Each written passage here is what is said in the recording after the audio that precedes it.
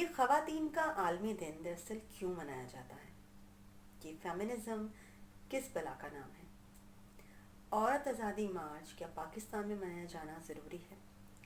میں ہوں آمنہ احسن اور آج ہم ڈھونڈیں گے انہی سوالوں کے جواب۔ آج کل ہر جنگ سب سے پہلے سوشل میڈیا پہ لڑی جاتی ہے۔ جب ہم خواتین کے معاملے کو لے کے کوئی بھی بحث چھیڑتے ہیں اور سوشل میڈیا پر بحث کا ایک بازار گرم ہو جاتا ہے تو اکثر اوقات بحث کرتے ہوئے ایک بات کا بڑی شدت سے احساس ہوتا ہے، اور وہ یہ ہوتا ہے کہ جس سے آپ بحث کر رہے ہیں وہ اس معاملے کے بارے میں کسی قسم کی انفارمیشن یا تحقیق کیے بغیر آپ سے بحث کر رہا ہے۔ ہم جانتے ہی نہیں ہیں کہ خواتین کا عالمی دن کیوں منایا جاتا ہے، ہم جانتے ہی نہیں ہیں کہ فیمنزم کیا ہے، ہم جانتے ہی نہیں ہیں کہ عورت آزادی مارچ میں دراصل کیا ہوتا ہے، لیکن اس کے باوجود کچھ سنی سنائی، کچھ کہیں سے دیکھ کے، کچھ کہیں سے پڑھ کر ہم اس پہ اپنی رائے قائم کر لیتے ہیں اور پھر دوسرے بندے پر وہ رائے تھوپنے کی کوشش کرتے ہیں۔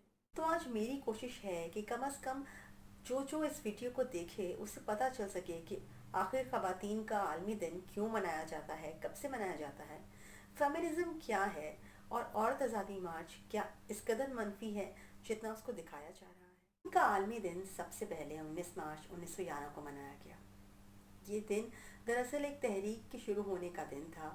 یہ تحریک جس کا مقصد تھا کہ خواتین کو سیاست میں حصہ لینے اور ووٹ ڈالنے کا حق دیا جائے۔ جی ہاں، اس دور میں خواتین کو اس قدر اجازت بھی نہیں تھی کہ وہ ووٹ ڈال سکے۔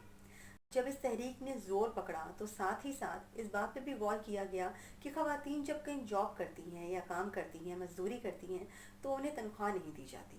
تو پھر اس پوائنٹ کو شامل کیا گیا کہ ان کو تنخواہ کا حق دیا جائے۔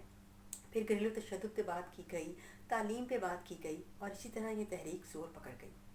اس کے بعد سے یہ دن 1913 سے 8 مارچ کو مستقل منایا گیا۔ ہمارے ہاں موجود دوسرا ٹیبو ہے فیمنزم۔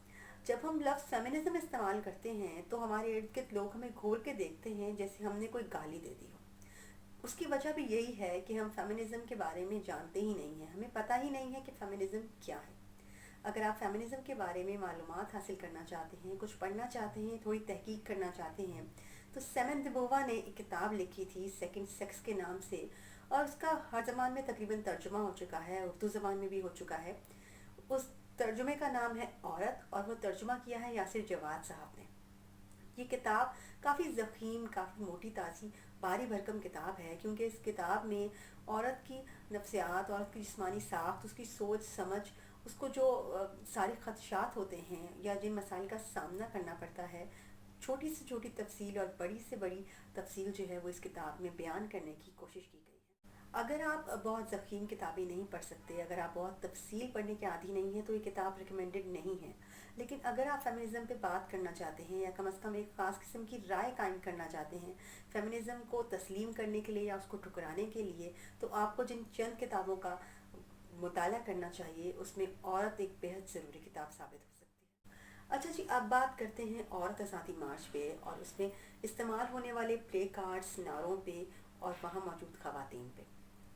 سب سے پہلے تو آپ کو بتاتی چلوں کہ 2018 میں پہلا عورت آزادی مارچ جو ہے وہ ہم سب نے دیکھا۔ عورت آزادی مارچ پر جو سب سے زیادہ اعتراض اٹھا ہے وہ اٹھا ہے اس میں پکڑے جانے والے کچھ پلے کارڈز پہ۔ لوگ کہتے ہیں کہ کچھ جو پلے کارڈز تھے وہ فحاشی سے بھرے تھے، بہت گھٹیا گفتگو کی گئی اور مرد حضرات کو نیچا دکھایا گیا، اور ایسے مسائل پہ بات کی گئی جو خواتین کو لاحق ہی نہیں ہیں، خواتین کے مسائل ہی اور ہیں۔ اچھا، ایسے میں ایک بات کی تصدیق کرنا چاہتی ہوں کہ عورت مارچ میں خواتین کی تعلیم کو لے کر بھی بات کی گئی، ریپسٹ کے بارے میں بھی بات کی گئی، ریپ وکٹمز پہ بات کی گئی، گھریلو تشدد پہ بھی بات کی گئی، لیکن وہ پوسٹرز جو ہیں، وہ پلے کارڈز جو ہیں وہ وائرل نہیں ہو پائے۔ وہ وائرل اس لیے نہیں ہو پائے کہ ہمارے معاشرے میں یہ شاید ایک سب سے بڑی بدقسمتی ہے کہ وہ چیز جو قابل اعتراض لگتی ہے، وہ چیز جو منفی لگتی ہے، اس کا پرچار کیا جاتا ہے، اور وہ چیز جو ضروری ہوتی ہے، جو اہم ہوتی ہے، اس کو کہیں کونے خدرے میں کہیں غائب کر دیا جاتا ہے۔ دوسری بات یہ ہے کہ ہماری سوچ کچھ اس قسم کی ہو چکی ہے کہ ہمیں صرف اپنے مسائل لگتے ہیں، یعنی ہم خواتین ہی کئی گروہوں میں بٹ چکی ہیں۔ ہمیں لگتا ہے کہ جو مسائل ایک شادی شدہ کے ہیں وہی مسائل اس دنیا کی ہر عورت کے ہیں، यानी यूनिवर्सिटी में पढ़ने वाली औरत भी हमारी तरह सोचे, जॉब करने वाली औरत भी हमारी जैसा सोचे। एक लड़की जो तलाक याफ्ता है और एक लड़की जो हैप्पीली मैरिड है, वो कैसे एक ही हालातों वाक़यात से गुज़र सकते हैं। हमें ये समझने की बहुत ज़्यादा ज़रूरत है कि हम मुख्तलिफ़ मसाइल से गुज़र रहे हैं, और ऐसा नहीं कि एक इंसान जिस मसले से गुज़र रहा हो हमें वो मसला मसला ही ना लगे।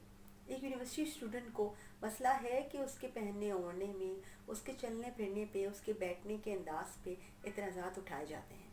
मैं जो एक घरेलू खातून हूँ, एक हाउसवाइफ हूँ, मेरे मसाइल वो नहीं हो सकते, लेकिन मुझे समझना चाहिए कि एक लड़की को ये मसला बहुत ही संगीन लग सकता है। इसके अलावा सबसे अहम बात ये है कि ये पोस्टर्स, ये प्ले कार्ड्स, ये ख़वातीन का मार्च करना, ये सब दरअसल एक बगावत है। हम जब माशरे में किसी को उसके हकूक़ नहीं देते हैं, उसको नीचा दिखाते रहते हैं या उसे बोलने का हक़ नहीं देते हैं, तो आखिरकार वो बागी हो जाता है। और ये ख़वातीन जो अब लड़ने को तैयार हैं, बहस करने को तैयार हैं और आपके सामने सवाल रख रही हैं, वो दरअसल बगावत पे उतर आई हैं। और जब हम बगावत करते हैं तो ज़ाहिर है कि हमारी बातों में जज्बातियत भी होती है, सतायत भी होती है, तंज़ भी होता है, और कहीं कहीं हम अल्फाज का चुनाव करते हुए गलत भी हो जाते हैं। ख़वातीन का आलमी दिन हो, फेमिनिज़म हो या औरत मार्च हो, इसमें लीडर्स गलत हो सकते हैं, पोस्टर्स गलत हो सकते हैं, लेकिन इसका मकसद गलत नहीं हो सकता। ये एहतजाज है हर उस औरत के लिए जो घरेलू तौर पे तशद्दुद का शिकार होती है और डेली बेसिस पे होती है, जो जिस्मानी ही नहीं ज़हनी तशद्दुद का भी शिकार हो रही है, लेकिन दुनिया उसको समझ ही नहीं पा रही। ये एहतजाज है हर उस 6 साल से लेके 60 साल की औरत तक के लिए जो बाहर नहीं निकल सकती क्योंकि उसको डर है कि उसकी इज्जत महफूज नहीं है। ये एहतजाज है उस बच्ची के लिए जो डॉक्टर बनना चाहती थी, लेकिन मैट्रिक के बाद उसकी शादी कर दी गई है। ये एहतजाज है हर उस लड़की के लिए जिससे पूछा नहीं जाता कि उसका निकाह उसकी मर्ज़ी से हो रहा है या नहीं। ये एहतजाज है हर उस लड़की के लिए जिसे किसी भी जरगे में किसी भी इंसान के साथ बांध दिया जाता है। ज़िंदगी मजाक नहीं है। आप इन सब चीज़ों को एतराज़ की नज़र से देख सकते हैं, अपनी राय रख सकते हैं, लेकिन इन मसाइल का मजाक उड़ाना किसी भी तरीके से जस्टिफाई नहीं है। पाकिस्तान में औरत मार्च लाहौर, कराची, हैदराबाद, इस्लामाबाद, पेशावर और कई छोटे छोटे शहरों में भी हुआ जा रहा है।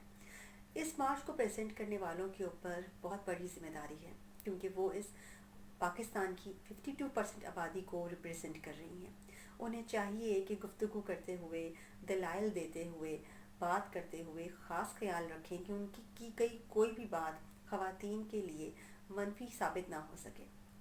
दूसरी तरफ मैं चाहूँगी कि वो लोग जो आज़ादी मार्च को लेके या ख़वातीन के आलमी दिन को लेके या ख़वातीन के बारे में किसी भी किस्म की गुफ्तगू करते हुए हद से ज़्यादा जज्बाती हो जाते हैं या हद से ज़्यादा मनफी बात करने लगते हैं, वो भी एहतियात का दामन थामी रखें और ज़्यादा से ज़्यादा मुस्बत बात करने की कोशिश करें, क्योंकि बहरहाल आखिर में ये हमारे रवैये ही हैं जो बड़ा चेंज ला सकते हैं। तो अब ये हम पे है कि हम मुस्बत तब्दीली लाएं या मनफी।